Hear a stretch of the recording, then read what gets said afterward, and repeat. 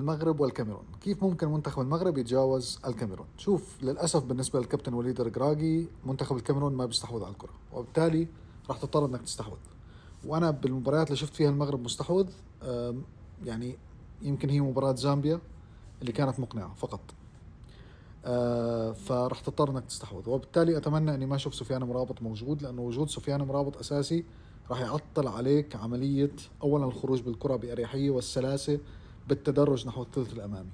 منتخب الكاميرون منتخب ضعيف دفاعيا جدا، بيلعب ب 3-5-2 او 5-3-2، سميها ما شئت، ولكن تمركز ثلاثي الدفاع سيء.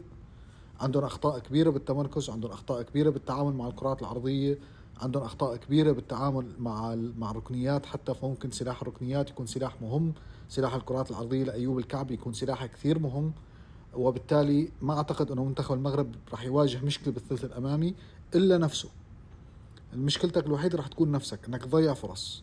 ما تضيع فرص امام الكاميرون. جنوب افريقيا ضيعت كثير فرص امام الكاميرون ودفعت الثمن، طلعت من البطوله. خطورة الكاميرون تكمن بالكرات العرضية بالنسبة لهم، والسكند بولز، الكرات الثانية مهمة جدا. دائما لازم تركز على الكرات الثانية لأنه بيلعبوا عليها بشكل رهيب.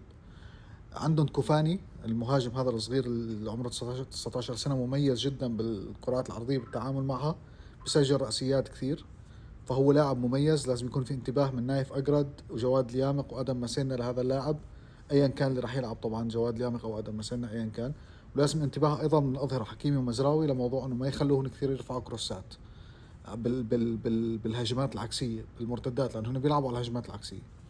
عندهم طبعا اسلحه مهمه بالهجمات العكسيه، واهم سلاح اكيد ما في داعي نحكي عنه هو براين مبويمو او مبومو، سميه ما شئت.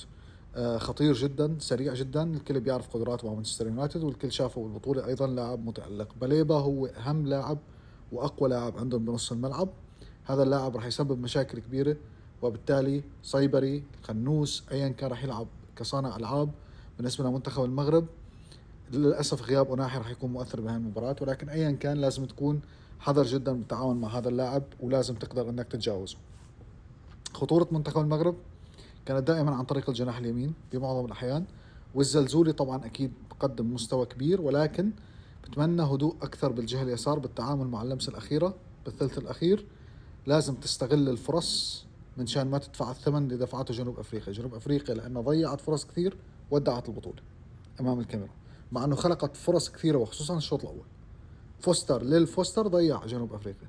فاتمنى انه المغرب يستغل الفرص اللي راح تجيب المباراه، وراح تعدي جنوب افريقيا وراح تعدي الكاميرون وبسهوله، ما راح يكون عندك مشكله.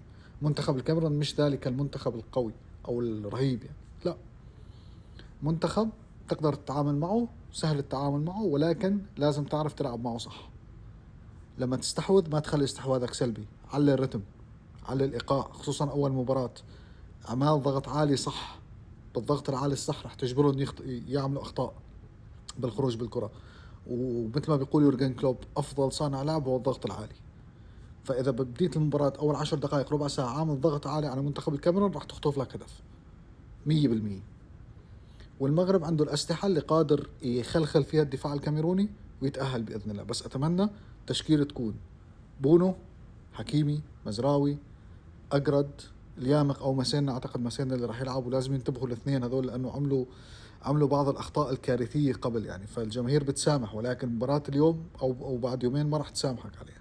فالانتباه كثير من مسينا ومن جواد ليامق، العناوي، خنوس، صيبري، زلزولي، دياز وايوب الكعبي. اتمنى اني ما اشوف اي تغيير على التشكيل، لانه بصراحه اي تغيير ما راح يكون بصالح منتخب المغرب. ووجود سفيان مرابط انا ضده بهاي المباراه، عكس كل اراء الناس. هاي مش مباريات سفيان مرابط. مباريات سفيان مرابط لما تكون مسلم الكره وعم تدافع، عم تلعب على التحولات، هاي مباراه سفيان مرابط. اما مباراه الكاميرون امام فريق لا يستحوذ، هاي مش مباريات سفيان مرابط. بالتوفيق للمغاربه.